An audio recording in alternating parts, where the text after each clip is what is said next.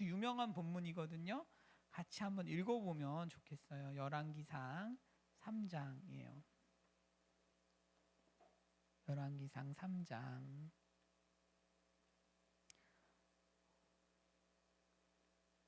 열왕기상 3장 4절에서 15절 말씀. 4절에서 15절 말씀.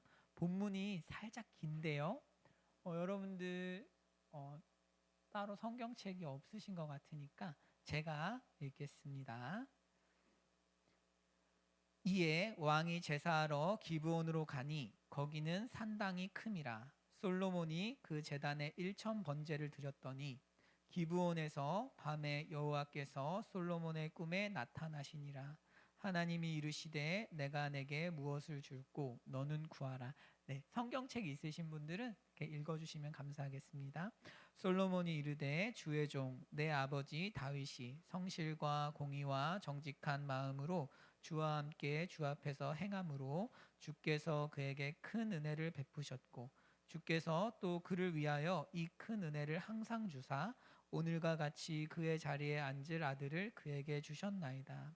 나의 하나님 여호와여 주께서 종으로 종의 아버지 다윗을 대신하여 왕이 되게 하셨사오나 종은 작은 아이라 출입할 줄을 알지 못하고 주께서 택하신 백성 가운데 있나이다. 그들은 큰 백성이라 수요가 많아서 셀 수도 없고 기록할 수도 없사오니 누가 주의 이 많은 백성을 재판할 수 있사오리이까. 듣는 마음을 종에게 주사 주의 백성을 재판하여 선악을 분별하게 하옵소서. 솔로몬이 이것을 구하매 그 말씀이 주의 마음에 든지라. 이에 하나님이 그에게 이르시되 내가 이것을 구하도다. 자기를 위하여 장수하기를 구하지 아니하며 부도 구하지 아니하며 자기 원수의 생명을 멸하기도 구하지 아니하고 오직 송사를 듣고 분별하는 지혜를 구하였으니 내가 네 말대로 하여 내게 지혜롭고 총명한 마음을 주노니 내 앞에도 너와 같은 자가 없었거니와 내 뒤에도 너와 같은 자가 일어남이 없으리라. 내가 또 네가 구하지 아니한 부귀와 영광도 내게 주노니 내 평생에 왕들 중에 너와 같은 자가 없을 것이라. 내가 만일 내 아버지 다윗이 행함같이 내 길로 행하며 내 법도와 명령을 지키면 내가 또 내 날을 길게 하리라. 솔로몬이 깨어보니 꿈이더라. 이에 예루살렘에 이르러 여호와의 언약궤 앞에 서서 번제와 감사의 제물을 드리고 모든 신하들을 위하여 잔치하였더라. 아멘. 네, 감사합니다. 여러분, 우리가 지식, 지혜 뭐 이런 식으로 단어를 쓰는데요. 성경에서는 지식과 지혜를 구분하는 경향이 있어요. 꼭 성경만 그런 것은 아니고 아리스토텔레스도 구분했어요. 그래서 하나는 테오리아라고 그래서 이론적인 지식이에요. 여러분들이 학교에서 배우는 게 이제 대부분 테오리아예요. 그래서 국어, 문법 같은 거 여러분 삶에서 도움이 돼요? 안 돼요? 네, 돼요. 그죠? 되는데 전혀 기대한 대답이 아니네요. 자, 되는데 굉장히 많이 되진 않는다. 그래서 저 국어교육과 나와서 국어를 사랑하는데 그럼에도 불구하고 우리가 인생을 사는 데 있어서 아주 직접적인 지식은 아니에요. 유익하긴 하지만 또 하나의 지식은 다른 것이 있는데 프락식스라고 부르는데 이거를 지혜라고 부릅니다. 성경에서는 지혜. 말하자면 여러분 지식은 국어, 영어, 수학, 과학, 사회 같은 것들로서 이걸 알면 좋은 대학 갈 수 있는 거예요. 그리고 뭐 나름의 전문성을 가질 수 있는 거죠. 그런데 성경은 지식이 아니라 지혜에 관해서 이야기하는 책입니다. 지혜는 뭐냐 하면 이런 거예요. 이런 거죠. 친구가 머리를 자르고 왔어요. 머리를 자르고 왔는데 누가 봐도 이상해. 여러분 어떻게 이야기해 줘야 돼요? 이게 지혜예요. 말하자면 친구가 와서 나 염색했는데 머리 잘랐는데 어때? 라고 했을 때 가장 적절한 대답을 할 수 있는 것이 지혜예요. 우리는 거짓말하면 돼요? 안 돼요? 안 되죠. 그렇지만 또 한편으로는 사람의 기분을 함부로 상하게 하면 안 되죠. 그죠? 그러니까 뭐 갑자기 전화 받는 척을 하고 나간다든지 아니면 뭐 이제 칭찬을 돌려서 한다든지 뭐 여러 가지 방법이 있겠죠. 말하자면 우리가 삶을 사는 데 있어서 가장 적절한 행동을 하게 만드는 힘이 지혜예요. 그래서 성경은 무엇이라고 이야기하냐 하면요. 네, 한번 다음을 보여주시면 이런 거예요. 경건한 삶의 핵심은 굉장히 지혜로운 사람으로 자라가는 것입니다. 우리가 신앙생활을 하시면서 오해하시지 않으셨으면 좋겠는 것 중 하나는 신앙생활을 하면 무슨 대단한 어떤 점쟁이가 되는 게 아니에요. 그런 것이 아니고 우리가 하나님 말씀을 배우잖아요. 오늘 이제 길성훈 담임 목사님께서는 십계명을 강해 설교하시는 중인데요. 하나님께서 우리 삶에 주신 원칙들이 있어요. 부모를 공경해라. 또 자녀를 화나게 하지 마라. 또 하나님을 우상 숭배하지 마라. 하나님 이외의 신을 섬기지 마라. 이런 계명들이 있어요. 그 계명들을 우리가 삶에 적용하고 순종하면 그때 뭐가 생기냐면 지혜가 생겨요. 감각이 생겨요. 어떤 가장 적절한 행동을 할 수 있는 능력이 생긴다는 것입니다. 그래서 고등학교 때부터 이렇게 하나님을 예배하고 하나님 말씀을 삶에 적용한다는 것은 여러분 정말 큰 복이에요. 어저께도 말씀드렸지만 하나님 말씀에 계속 순종하시면 지혜가 생겨요. 그래서 사람들과의 관계나 내가 지금 무엇을 해야 하는지 이런 것들을 선명하게 볼 수 있고 이런 것들이 지식으로도 이어지는 것이 일반적입니다.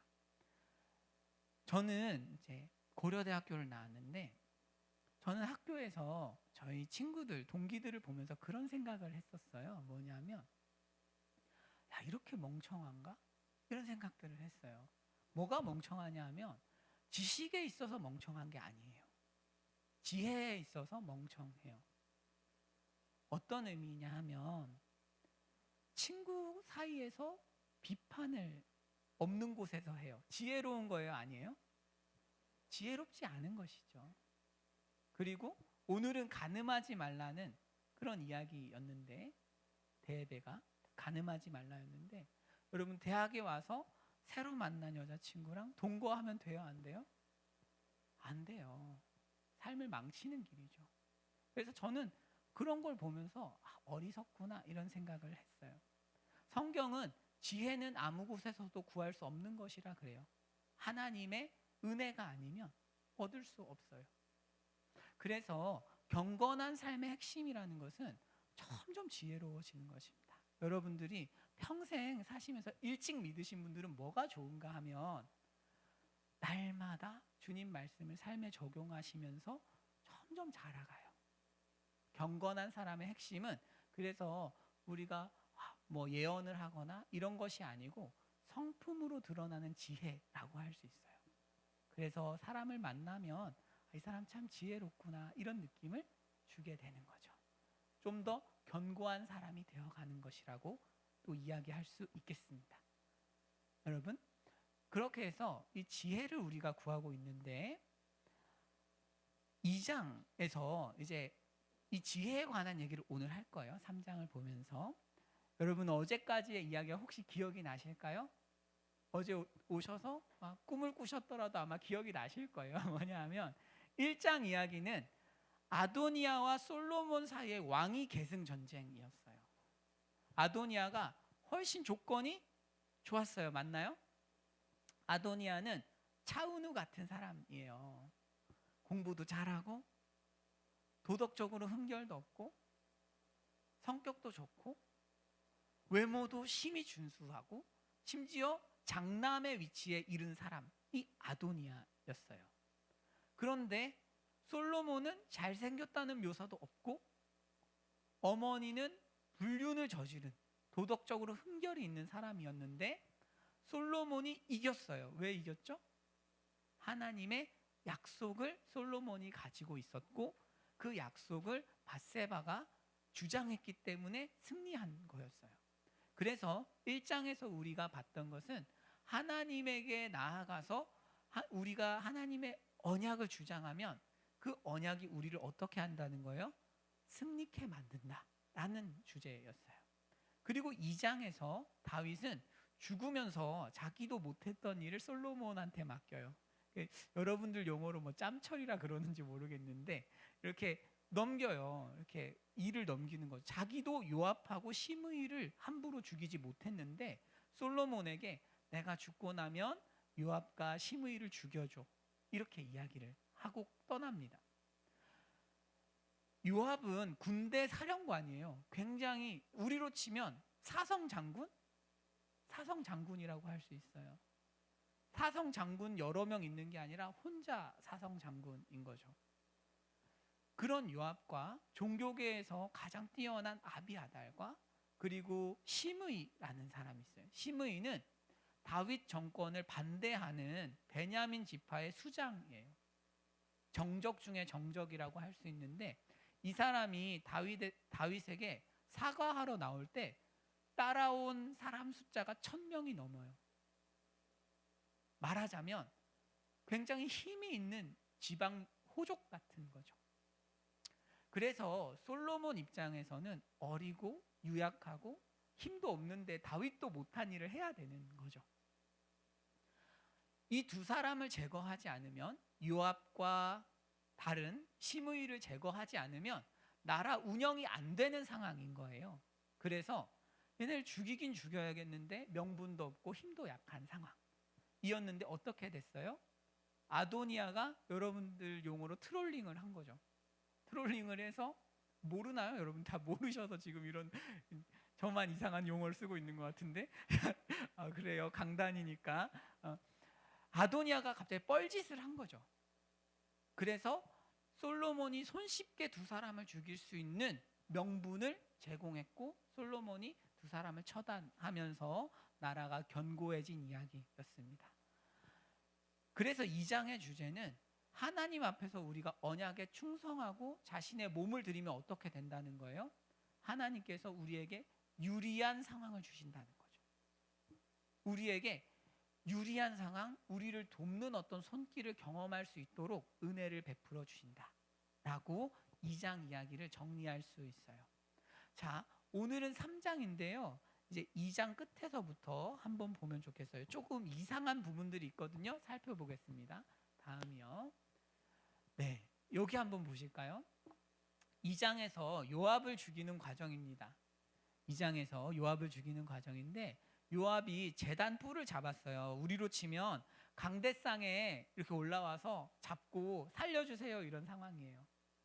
그 당시에 여러분, 지금도 여러분 강대상은 조금 뭔가 신성한 느낌이 있지 않아요? 실제로 신성하지 않아요. 그렇지만 우리가 그렇게 느껴요. 하물며 우리는 신약 시대에 살기 때문에 강대상이 신성화되지 않아요. 하지만 구약 시대에 제단이라는 것은 신성화되어 있어요. 하나님이 계신 곳이에요. 그러니까 이 강대상을 붙잡고 살려달라는 사람 죽이면 돼요, 안 돼요? 조금 애매하죠. 애매한데 그래서 율법은 어떻게 되어 있냐면 끌어내서 죽이도록 돼 있어요. 질질 끌고 나가서 죽이라고 돼 있어요. 그런데 솔로몬은 그냥 가서 죽이라고 해요. 이해 가실까요? 말하자면 강대상에서 끌어내서 저쪽에서 죽여야 되는데, 교회 밖에서 죽여야 되는데 교회 안에서 잡고 있는 애를 그대로 죽인 것입니다. 조금 이상하죠. 율법을 어긴 거예요, 솔로몬이. 그 다음에 한번 보실까요? 네, 여기 보시면 율법은 그를 내 제단에서라도 잡아내려 죽일지니라. 잡아내려서 죽여야 돼요. 그런데 잡고 있는 애를 죽인 거예요. 말하자면 율법을 어겼다라고 이야기할 수 있습니다. 자, 그 다음을 보여주시면 이제 시므이 얘기가 나오는데요. 시므이한테 이런 이야기를 했어요. 시므이라는 이 지방 호족을 잡아와서는 예루살렘에서 살면서 기드론 시내를 건너가면 넌 죽어 라고 이야기했어요. 왜냐하면 나가면 영모를 꾀할 수 있으니까 그냥 이 안에서 살면 내가 살려줄게 라고 한 상황인 거예요. 그런데 어떤 일이 발생했냐 하면 종들이 도망치는 사건이 발생해요. 자, 한번 다음 걸 보여주시면은요. 종들이 두 종이 아기스에게 도망했어요. 이곳은 예루살렘 기준으로 서쪽에 있어요. 서쪽에. 그래서 두 종이 서쪽으로 도망을 쳤는데 시므이가 원래 자기 밑에 수천 명을 데리고 있는 사람인데 두 종이 아까운 거예요. 이제 조금 가난해졌으니까 그 두 종을 잡으러 갑니다. 자기 나귀의 안장을 얹고 갔다고 하는데 이것이 좀 몰락한 시므이의 모습을 보여줘요. 왜냐하면 부자일 때는 다른 사람이 얹어주는데 이제 도와줄 사람이 없는 거지. 그만큼 두 종이 절박했던 것 같아요. 그래서 시므이가 고민을 하는 거예요. 아, 내가 두 종을 찾으러 가도 될까 안 될까? 그런데 여기서 재밌는 것은 서쪽으로 가면 되는데 기드론 시내는 동쪽에 있어요. 말하자면 두 종을 찾으러 갈 때는 기드론 시내를 건너지 않아요. 멀리 가긴 하지만 기드론 시내를 건너지 않는 것입니다. 그래서 시므이가 건너가서 두 종을 찾아와요. 그러니까 멀리 가서. 기드론 시내는 건넌 적이 없어요. 예루살렘 바깥으로 나가기는 했지만. 그러니까 솔로몬이 이렇게 이야기합니다. 자, 한번 보실까요? 왕이 사람을 보내서 시므이를 불러요. 그래서 이렇게 이야기하죠. 내가 너에게 여호와를 두고 맹세하게 하고 경고하여 이르기를 너는 분명히 알아라. 네가 밖으로 나가서 어디든지 가는 날에는 죽임을 당하리라 하지 아니하였느냐. 솔로몬이 성경으로만 봤을 때는 말을 바꿨어요. 솔로몬이 기회를 잡아서 죽이기는 했지만 시므이를 이 일로 죽이기는 했지만 뭔가 석연치 않은 사건들이 이어지고 있어요. 자, 3장은 이렇게 시작합니다. 다음 PPT를 보여주시면 솔로몬은 애매한 태도를 가지고 있는 거예요. 하나님을 섬기는 데 있어서 요압과 시므이를 처단하는 과정이 깔끔하지만은 않아요. 다윗의 유언을 지키고 있어요. 그래서 하나님 일을 수행하고 있지만 깔끔하지 않은 것입니다. 그리고 솔로몬은 그 가운데에서 애굽 왕 바로의 사위가 되는데 이건 역시도 조금 애매해요. 이 당시에 여러분 결혼하는 문제는 자기가 좋아서 했을까요? 아니면 뭔가 이득이 있으니까 국가적인 이유 때문에 했을까요? 그죠? 여러분들도 부잣집에서 정말 재벌집에서 태어나면 자기 마음대로 결혼할 수 있어요? 없어요? 없어요. 일반적으로 그래요. 하물며 솔로몬인데 함부로 결혼을 하겠습니까? 그렇지 않죠. 애굽을 이용하려고 결혼을 한 거예요. 애굽을 왜 이용하고 싶었어요? 나라에 도움이 되니까. 애굽은 좋은 나라니까, 부자니까, 그죠? 그런데 애매한 거죠. 왜냐하면 애굽과 그러니까 이방 여인과 결혼하지 말라고 하나님 말씀하셨거든요.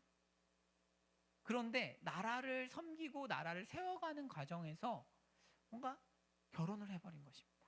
애매하죠. 애매하죠. 그러니까 솔로몬은 이런 거예요. 참 다윗의 유언을 지키고 나라를 부강하게 만들기는 하는데 그 가운데에서 뭔가 이상한 행동들을, 조금 석연치 않은 행동들, 아쉬움을 남기고 있다라는 거죠. 여러분, 우리도 하나님을 섬길 때 이럴 수 있어요. 하나님 뜻을 세우기 위해서 우리가 열심히 신앙생활을 한다고 하면서도 사실 우리가 애매한 태도들로 타협하는 부분도 있고, 부모님을 공경하라는 계명을 가끔은 어기기도 하고, 가끔은 우상 숭배를 하기도 하고, 이런 식으로 뭔가 애매한 태도를 취할 때도 있어요. 자, 우리는 여기서 질문하고 싶은 것이 이거예요. 그러면 솔로몬이 이렇게 애매하게 구는 이유가 뭐냐라는 거예요. 하나님을 사랑하지 않았던 걸까요? 솔로몬이? 그런데 놀랍게도 성경 이렇게 이야기해요. 다음 걸 보여주시면 이렇게 돼 있어요. 3장 3절에 솔로몬이 여호와를 사랑했다고 돼 있어요. 이게 충격적인 구절이에요. 여러분, 이 솔로몬이라는 사람이 애굽 왕 바로의 사위가 된 것은 하나님을 무시해서가 아니에요. 율법을 어기면서 대적들을 처리한 것은 하나님을 사랑하지 않아서가 아니에요. 하나님을 사랑하는데 지혜가 부족해서 일을 못하고 있는 것입니다. 하나님을 사랑해도 우리가 실수할 수 있어요. 여러분, 교회 생활에서 가장 우리가 조심해야 하는 것 중 하나는 이런 거예요. 진심이 무서운 거예요. 교회 생활은 아세요? 내가 진심으로 하나님을 사랑하기 때문에 문제가 생길 수 있어요. 진심으로 하나님을 사랑하기 때문에 여기 오셔서 예배를 드리고 날마다 이곳에 올 수 있는데 그 사이에 삶이 망가질 수 있어요. 예전에 제가 있던 공동체에서 22살이 된 청년이 있었어요. 너무 훌륭한 청년이었어요. 교회를 섬기는 데 있어서 1등. 정말 그런 청년이 없어요. 그런데 어느 날 너무 은혜를 많이 받은 몇 명이 찾아와서 목사님께 이렇게 이야기했어요. 세상에 관심이 나는 없다. 다니던 학교를 자퇴하고 나는 이제 교회만 섬기겠다. 하나님이 역사하시겠죠. 교역자가 어떻게 했을까요? 말렸겠죠. 당연히. 안 돼. 대학은 졸업해야 돼. 그런데 아니라고. 왜 이렇게 세상의 가치를 의지하시냐? 이러면서 자퇴를 하고 교회를 섬기기 시작했어요. 여러분, 진심이에요. 하나님을 사랑하는 것은 진심이지만 삶을 균형 있게 살아가는 것에 있어서는 지혜가 없으면 삶을 망가뜨릴 수 있어요. 우리는 악한 일을 하면서 진심인 사람 별로 없어요. 도둑질하면서 난 도둑질하려고 태어났어. 이런 사람 있어요, 없어요? 없어요. 흉악한 사람들은 내가 이 일을 하기 위해서 진심이 아니에요. 그러니까 고민이 별로 없는데 우리는 진심이에요. 하나님 일은 지극히 선하니까 진심이라서 문제를 일으킬 수 있어요. 진심끼리 충돌하거든요, 교회는. 하나님 일을 진심과 진심이 만나서 싸우기 때문에 늘 어려운 부분이 있고, 그래서 그 가운데 지혜라는 것이 굉장히 중요해지는 거예요. 여러분 주위에 그런 거 있잖아요. 이 친구가 잘못 살고 있어요. 잘못 살고 있어요. 그래서 지적해 주고 싶어요. 진심이에요. 그런데 그 표현을 강하고 거칠게 하면 어떻게 될까요? 내가 진심이니까. 말이 먹혀요, 안 먹혀요? 안 먹힌다. 그죠? 우리는 진심과 함께 뭐가 필요해요? 지혜가 필요해요. 이게 너무 중요하다. 제가 여러분들 삶 가운데 기도를 통해서 무엇을 얻으라고 꼭 권면드리고 싶냐 하면 꼭 지혜를 얻으세요. 지혜는 우리 삶의 첫 번째 기도 제목이어야 돼요. 왜냐하면 그래야 여러분들 삶에서 관계의 어려움이 절반 이하로 줄어요. 대부분 관계에서 어려움은 왜 생겨요? 눈치가 없으니까 생겨요. 말을 함부로 하니까 생겨요. 어떤 거리를 재지 못하기 때문에 생겨요. 내가 이 말을 해도 되는지 안 해도 되는지에 대한 감각이 없기 때문에 생겨요. 그러면서도 내가 원하는 것을 적절히 이야기하고 친구와 거리도 뒀다가 붙었다가 할 수 있는 지혜가 필요한 거죠. 어떤 때는 공부에 집중하기도 하고 어떤 때는 교회를 좀 더 섬기기도 하고, 이게 다 지혜의 영역이란 말이에요. 어떤 때는 져주기도 하고 어떤 때는 이기기도 하고, 다 지혜의 영역이기 때문에 답이 없어요. 무슨 공식이 아니에요, 인생이. 그러니까 지혜를 얻는 것이 너무 중요하다는 거죠. 지혜가 부족하면 솔로몬 같이 문제가 생기는 거죠. 그래서 바울이 뭐라고 이야기해요? 내가 기도하노라 하면서 너희 사랑의 안에 뭘 담으라는 거예요? 지식과 총명으로 풍성하게 만드는 거예요. 그래서 성령 충만을 쭉 유지하시면 어떻게 된다고요? 지혜로운 사람이 돼요. 그리고 그 사람을 만나고 교제하는 많은 분들이 그 한 분으로 인해서 복을 받게 되는 거예요. 여기에서도 솔로몬은 뭐 하기 시작하냐면 이 문제를 느낀 것 같아요. 너무 감사한 것은 솔로몬이 이대로 안 되겠다라고 생각한 거죠. 그래서 지혜를 얻고자 예배를 드리러 갑니다. 예배를 드리러 가요. 그래서 이에 왕이 제사하러 기브온으로 가서 예배를 드리는데 솔로몬이 그 제단에 1천 번제를 드렸어요. 여러분 1천 번제는 1,000마리 정도의 소를, 우리 어저께 한우 먹었잖아요. 그거 한 몇 마리 되려나요? 몇 마리 안 되겠죠. 그런데 한우가 아니고 이스라엘에 있는 소를 1천 번제, 한 1,000마리 넘게 드린 거예요. 한 번 가서 말하자면 최고의 예배를 드린 거예요. 번제물은 1,000마리가 넘었을 것이다. 이게 무슨 얘기냐 하면 1,000번을 간 게 아니에요. 여러분, 그러니까 1,000번을 왔다 갔다 한 게 아니야. 왕이 1,000번 왔다 갔다 하면 나라 난리 나요. 거덜나요. 해외 순방을 1,000번 가는 거예요. 그렇게는 못 가잖아요, 그죠? 그러니까 한 번 가서 1,000마리 넘게 예배를 딱 드렸다고, 그죠? 이게 의미하는 게 뭐냐면 솔로몬이 진심으로 하나님께 자신의 모든 걸 드린 거예요. 자기 나름대로. 사랑하는 여러분, 우리 삶은 하나님 앞에서는 진심으로 예배를 드릴 때 좀 틀려도 돼요. 실수해도 돼요. 하나님 앞에 먼저 진심이면 하나님께서 은혜를 주셔서 우리에게 지혜를 주시고 삶을 만들어 가세요. 여러분들이 하나님 앞에 지금 1천 번제를 드리고 계신 거예요. 시간을 내고 정성을 들여서 힘과 에너지를 다해서 드리는 거지. 그러면 주님이 주시는 복이 있는 거예요. 자, 번제물이 1,000마리가 넘었고 너무 멋진 예배를 드렸어요. 그러니까 하나님께서 어떻게 응답하실까요? 하나님께서 이렇게 말씀하세요. 기브온에서 밤에. 참 은혜롭지 않아요? 이게 저는 어떤 느낌이 드냐면 하나님께서는 그 다음날 나타나셔도 돼요. 꼭 바로 응답 안 해주셔도 되잖아요. 그런데 기브온에서를 넣어요. 성경은 기브온에서. 이게 무슨 이야기일까요? 하나님께서 그날 밤에 나타나실 정도로 솔로몬의 예배를 기뻐하신 거예요. 기뻐하셔서 나타나셔서 나 뭐 줄까? 이렇게 물어보시는 거죠. 오늘 우리에게도 하나님께서 말씀으로 물으시는 거예요. 뭐 줄까? 기도가 왜 중요하냐? 여러분 교회 오면 기도하라는 말만 매주 들으시죠? 기도하라는 말이 빠지는 예배는 없는 것 같아요. 저 개인적으로.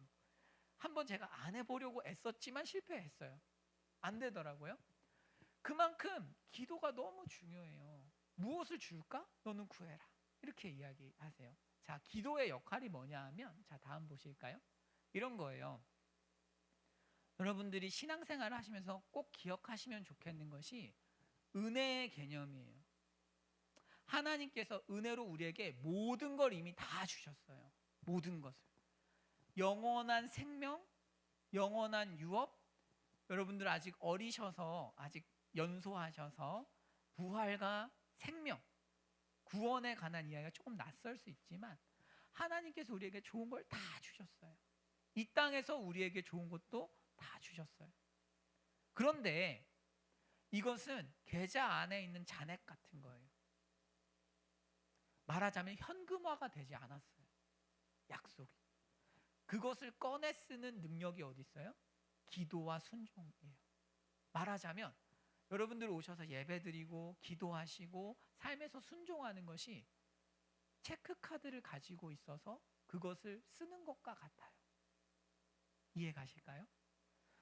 그래서 하나님의 은혜를 받았으니까 다 된다라는 것도 물론 맞는데, 큰 개념으로는 성경은 분명히 균형 잡히게 이야기하는 게 있어요. 여러분, 순종하지 않으면, 순종 없이 복 받는 사람 없어요.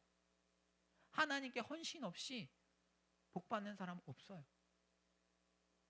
복이 현실화되지 않아요. 여러분들이 매번 나오셔서 예배를 아무리 드리셔도 하나님 앞에서 내가 마음을 돌이키고 몸을 드리지 않잖아요. 그러면 약속을 가지고 있어도 쓸 수 없어요. 이 개념이 흔들리시면 안 돼요. 그래서 우리가 설교를 듣고 뭐 하다 보면 설교라는 건 한 측면을 강조하게 돼 있어요. 성경을 균형 잡히게 항상 다룰 수 없어요. 그래서 와, 은혜로 다 되네, 나 가만히 있어야지, 그런 건 가능하지 않아요. 은혜를 받았기 때문에 움직여야 돼요. 은혜를 받았고 우리 약속을 가졌기 때문에 기도하는 거예요. 약속 없이 기도할 수 없잖아요. 자, 그래서 지금 솔로몬이 하는 행동이 뭐냐 하면 하나님의 은혜를 신뢰하면서 자기의 최고의 예배를 드리고 기도하고 순종하여서 축복을 현실화하고 있는 거예요. 그러니까 어떻게 될까요? 다음 솔로몬이 이렇게 기도해요. 타이밍이 왔다. 기도하는 거죠. 솔로몬이 이르되 주의 종 내 아버지 다윗이 이렇게 했는데 주님께서 은혜를 주셨잖아요. 이렇게 얘기해요. 하나님 은혜를 주셨잖아요.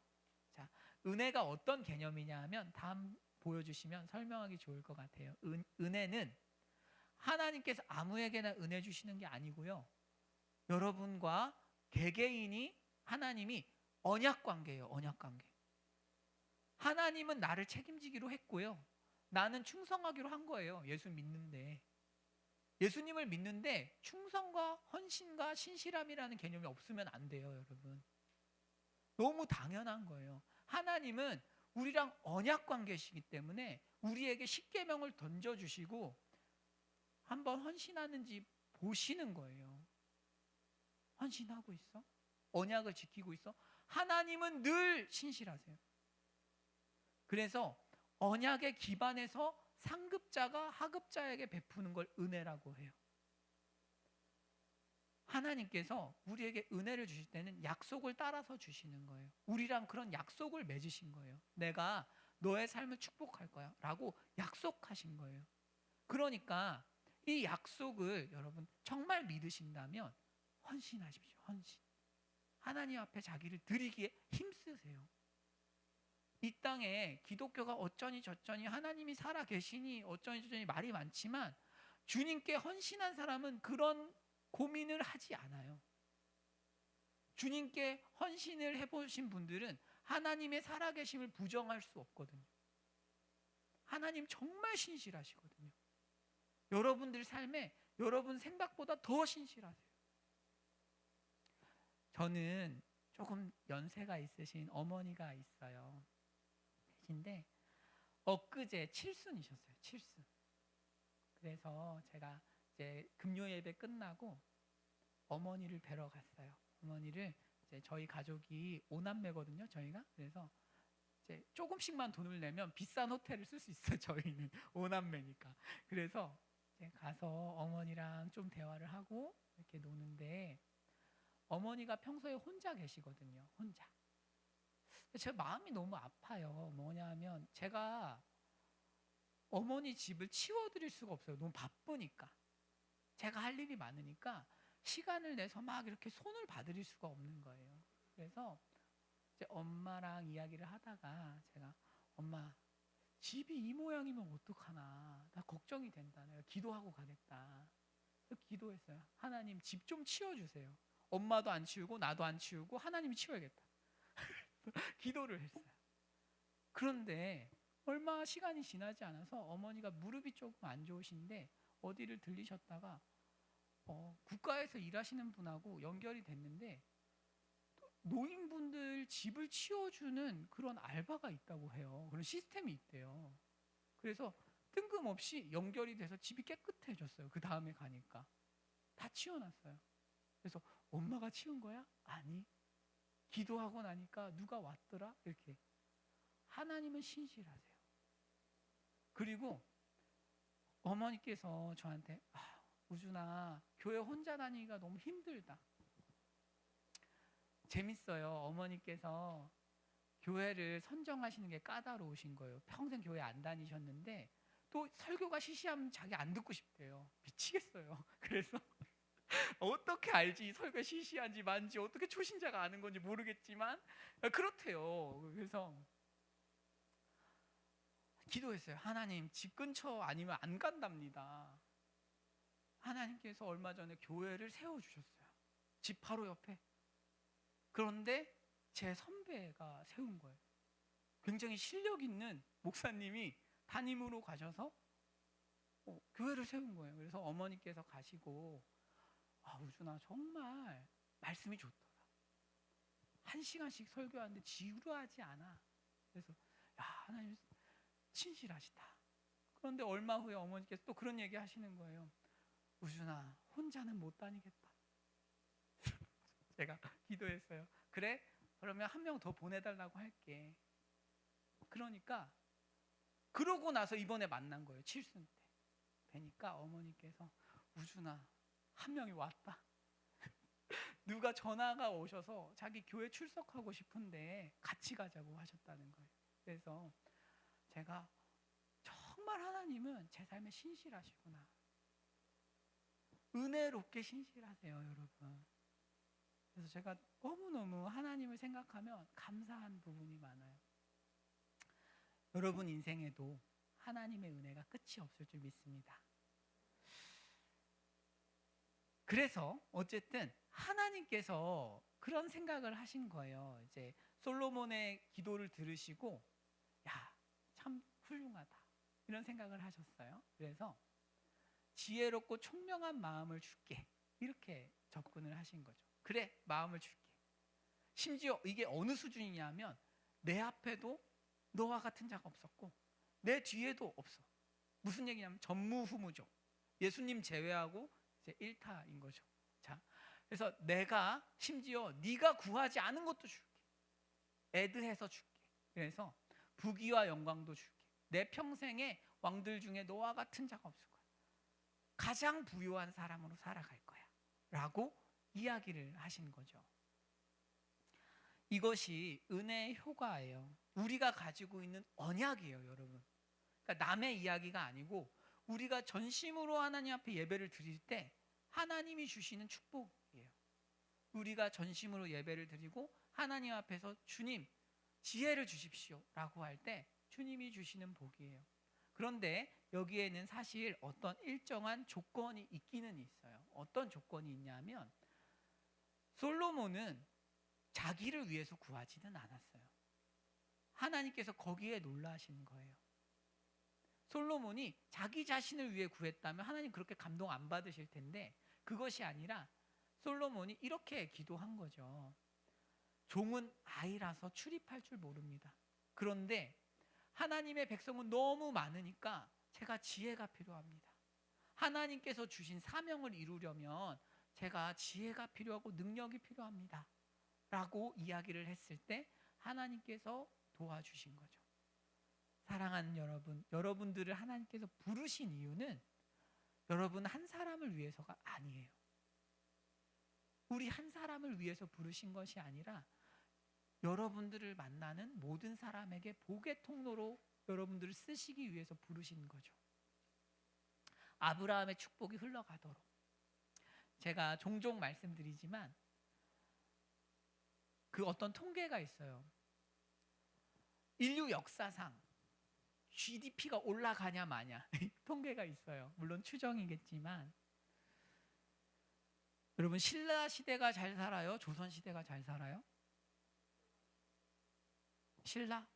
왜 여기는 다 예상을 벗어난 답변을 이렇게 하시죠? 자, 무슨 얘기냐면 역사학자들이 가끔 싸워요. 주기적으로 출몰해서 신라가 더 잘 살았다 이런 사람들이 있어요. 왜 그런 얘기가 나오냐면 생각만큼 역사가 전진하지 않아요. 생각만큼 GDP가 쭉쭉 올라가지 않아요. 전 세계 통계를 보면 언제 쭉 올라가냐 하면 미국이 건국되고 부흥이 일어난 이후에 전 세계 GDP가 쫙 올라가요. 하나님께서 세계를 축복하시는 방법은 미국에 부흥을 주셔서 선교사들을 보내시는 거였어요. 복음을 전파하셔서 우리에게 하나님 나라를 세우게 하심으로써 부요함이 같이 오는 거예요. 세브란스 병원 어떻게 생겼는지 아세요? 왜 세브란스인지 아세요 혹시? 세브란스가 헌금한 거예요. 세브란스가 미국 사는 사람이에요. 한 번도 한국에 있는 사람이 아닌데 한국에서 선교하던 미국 선교사님이 안식년으로 들어가면 얘기해요. 돈이 필요하다. 그러면 이쪽에서 듣고 있던 사람들 중에 은혜 받은 사람이 세브란스인 거예요. 그래서 헌금하겠습니다 해서 세운 게 세브란스예요. 말하자면 하나님께서 누군가에게 복을 주시는 이유는 한 사람 잘 되라고 주시지 않아요. 우리를 만나는 사람들이 잘 돼야 돼요. 그래서 성공의 조건 중 하나가 이런 거라 그러죠. 나 때문에 누가 잘 된 경험이 있습니까?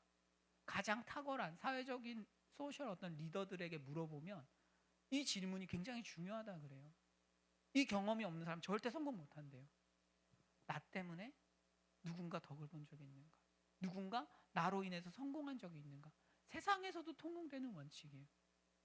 하나님 나라는 더하죠. 우리가 기도할 때부터 그런 범위를 넓히면 좋겠어요. 여러분 뭐 되고 싶으세요? 그건 본질은 아니에요. 뭐가 되고 싶은지 크게 상관없어요. 그렇다기보다는 그 밑에 있는 나를 통해서 하나님의 복음이 전해지고 주위 사람들이 복을 받는 것을 기도를 많이 하시면 좋겠어요. 그래서 맞아, 내가 왜 살아야 되지? 우리 부모님 나 때문에 복 받아야죠. 나 만나는 친구들 나 때문에 복 받아야죠.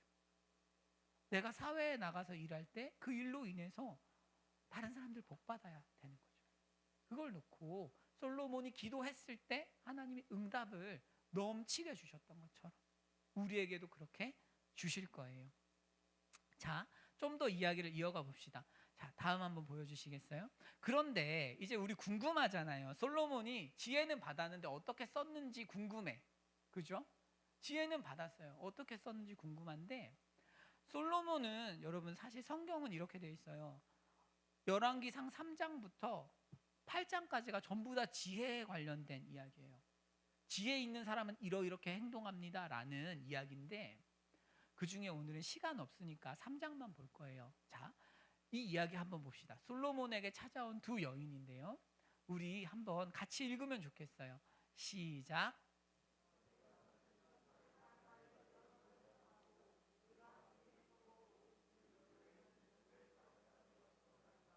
그런데 밤에 저 여자가 그의 아들 위에 누움으로 그의 아들이 죽으니 그가 밤중에 일어나서 이 여종 내가 잠든 사이에 내 아들을 내 곁에서 가져다가 자기의 품에 누이고 자기의 죽은 아들을 아멘. 여러분 너무 잘 아시는 이야기죠, 그죠? 이 이야기는 안 믿는 사람도 다 알아. 주일학교에서 이 이야기는 그렇게 열심히 가르쳐요. 자, 잘 보세요. 두 여자가 있는데 아이를 낳았는데 한 아이가 죽은 거예요. 깔려서 죽었어. 그런데 다른 여자가 그 다른 아이를 뺏어온 거죠. 아이가 있어야 삶을 살아가는데 유리하니까. 지금처럼 우리가 애가 있으면 문제가 생긴, 애가 있으면 경제적으로 손해인 시대가 아니에요. 애가 있을수록 좋은 시대지. 그래서 우기는 거예요. 내 아들이야 이러고 있는 거죠. 여러분들 이 상황을 조금 더 깊이 이해하면 좋겠는데 이 이야기가 굉장히 호러물이라는 걸 이해하실 필요가 있어요. 무슨 얘기냐면 한 사람이 지금 유괴를 한 거예요. 한 사람이 지금 찾아온 사람 중에 만약 정말 유괴한 게 맞다면 율법은 죽이라고 돼 있어요. 두 여자 중에 한 사람은 진짜 부모고 한 사람은 가짜인데 만약에 지금 유괴가 사실이라면 율법은 죽이라고 돼 있어요. 또 만약에 그런 일이 없었는데 자기가 아이를 차지하기 위해서 그런 얘기를 했다면 무고예요. 무고. 거짓말한 거죠. 무고도 죽어요. 둘 다 목숨 걸고 나온 거예요. 지금 아주 살벌한 상황인 거죠. 살벌한 상황이에요. 그래서 목숨을 걸고 아이를 찾고 아이를 지키는 문제예요. 그러나 어떤 증거도 없고 증언만 있으니까 해결을 못하고 있는 상황입니다. 그러니까 솔로몬이 어떻게 하냐면 자, 한번 다음 보실까요? 해결책입니다. 이거 유명하니까 한번 읽어보실까요? 시작.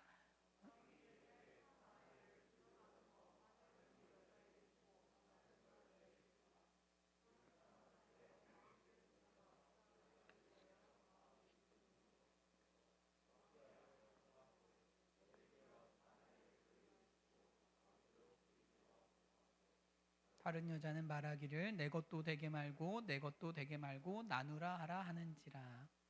자, 우리는 이 사례를 통해서 얼마나 하나님의 지혜가 대단한지를 알 수 있어요. 먼저 여러분, 이 사건은 지금 당사자가 누구예요? 창기 둘이죠. 오늘날 여러분, 우리가 성매매업자라고 하면 인식이 어때요? 안 좋죠. 하물며 2000년 더 된 얘기잖아요. 2000년도 더 이전 얘기인데, 그 당시에 창기의 이야기를 왕이 들을 이유가 있을까요? 없을까요? 없어요. 전혀 없어요. 성경은 지금 어떤 이야기를 하냐 하면, 솔로몬이 수많은 재판을 했을 거예요. 아마 수많은 재판을 했는데 그 중에서 창기의 재판을 가져온 거죠. 택해서 여러분들에게 또 저에게 보여주면서 솔로몬이 사회에서 가장 못나고 연약하고 약한 사람들에게까지도 신경을 썼다는 것을 이야기하고 있어요. 말하자면 솔로몬이 두 창기의 재판을 직접 담당했다는 건 어떤 의미일까요? 그 위의 계층은 다 담당했다는 거예요. 하나님의 정의가 전 계층에 다 흘렀다는 얘기예요. 그거 하나를 창기 이야기를 통해서 하고 있는 거예요. 솔로몬이 이렇게 하나님이 주신 정의를 가지고, 지혜를 가지고 정의로운 나라를 만들고 있어. 힘이 있으면 뭐예요? 힘이 있으면 두 창기의 이야기를 전혀 듣지 않으면 의미가 없는 거잖아요. 그렇죠? 솔로몬이 3장에서 지혜를 사용하는 것이 하나님 지혜의 특징이에요. 무시하지 않아요.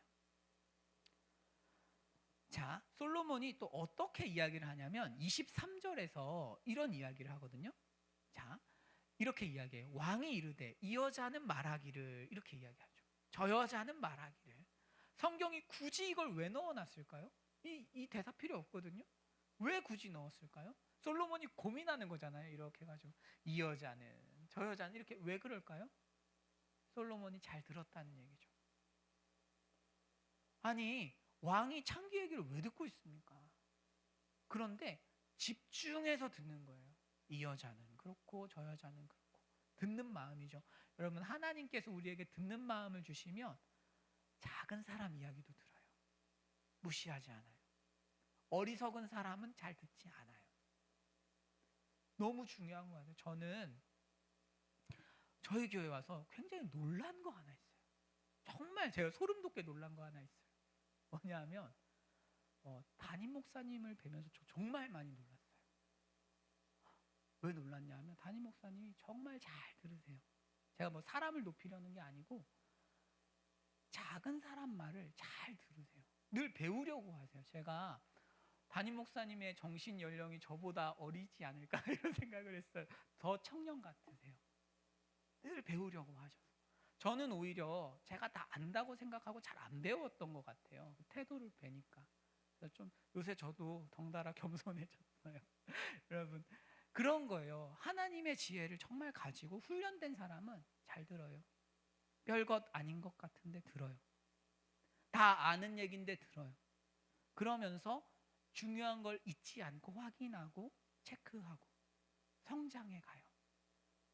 여러분들도 공부 잘하는 사람은 어떻게 하시는 줄 아세요? 수업 시간에 인강 듣지 않아요. 저는 이전에 저랑 같이 학원 다니던 친구가 있었는데 남자예요. 남자애가 이제 저의 짝이었어요. 학교에서도. 그 친구는 공부를 굉장히 잘해서 한 번에 이제 서울대에 진학을 했는데 수업 시간에 수학을 저랑 학원에서 푼 거예요. 풀 필요가 없어. 그런데 수업 시간에 선생님이 가르쳐주면 따라서 같이 열심히 해요. 다 아는 내용을 듣고 확인하고 반복해요. 왜 그래? 제가 한 번은 물어봤어. 아는데 왜 그래? 그러니까 저한테 알아도 틀려. 반복해야 돼. 저는 그때 몰랐는데 이제 와서 보니까 그게 지혜예요.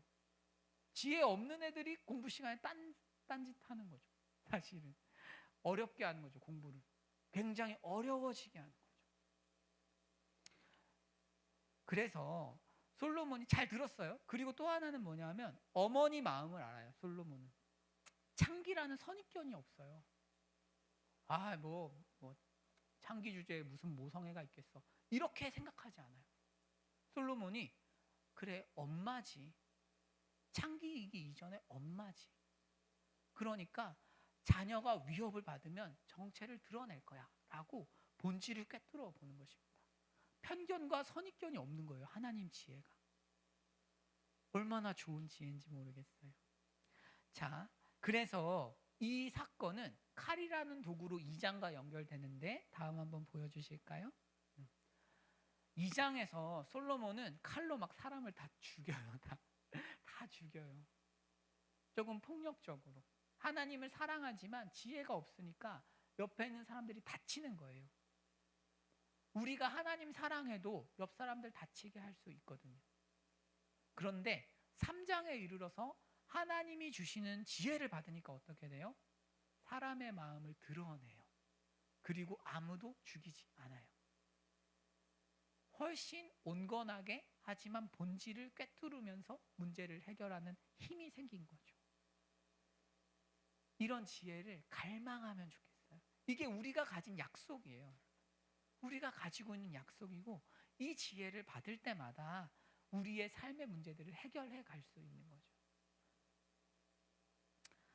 자, 이 장면에서 우리가 이런 생각을 해보면 좋겠어요. 다음을 보여주시면 감사하겠습니다. 솔로몬 이야기에는 사실 복음이 숨겨져 있어요. 솔로몬은 아이를 불법적으로 뺏긴 그런 엄마가 나와요. 불법적으로 뺏겼어요. 자고 있는 동안 뺏겼어.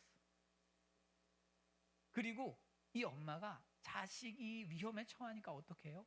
목숨을 걸고 내 아이가 아니라고 한 거예요.